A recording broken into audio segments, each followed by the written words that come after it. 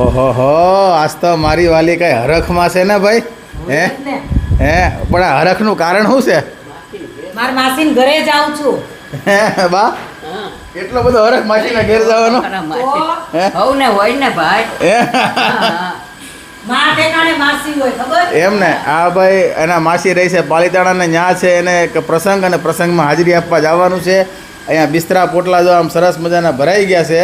હું અને અહીંયા ચા અને પૌવા. જલ્દી નાસ્તો કરો મોડું થાય. હા બાપલિયા, હા અમને ખબર છે નહીં મોડું થવા દે. પણ જોવો તો ખરા એને હરખ. ભાઈ 3 બહેનો છે, એમાં નાની બેન છે એટલે કે મારી હાળી છે, એ રહી છે દુબઈ સાઈડ એટલે એ ન આવીએ કે.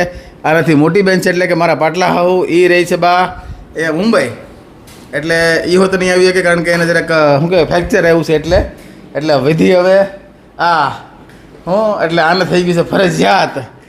અને એમાંય ઓલો કહેવાય ને કે દોડવું હતું ને ઢાળ મળી ગયો છે. અને હવે ભાઈ ન લઈ જા. એમ ને જો ભાઈ અમારા ભાઈ સાફ સફાઈ કરીને આવી ગયા છે. નીચે કરવાની. અને આ ગઈકાલે જે સરસ મજાનો ફોટો આવ્યો તો અહીંયા આપણે મૂકી દીધો. અહીંયા આ બધું આપણે શણગાર રાખ્યો તો એમનો રહેવા દીધો આપણે. આ હેપી બર્થડે વાળો. આજે મમ્મીના હાલો ભાઈ હાલો, આવો ને આવો રેજી એનકી ભાઈ. હાલો તઈ જાય ભેગા પાલીતાણા. અને તમને ભાઈ આમ મોજ આવતી હોય બ્લોગ જોવાની તો લાઈક શેર ફોલો જરા કરી દેજો. બાકી કોને કોને માસીના ઘેર જવું ગમે ને એ ખાસ કમેન્ટ કરજો. અને બટેકા પૌવા કોને કોને ભાવે નાસ્તામાં એ હો જરા કહેજો પાછા.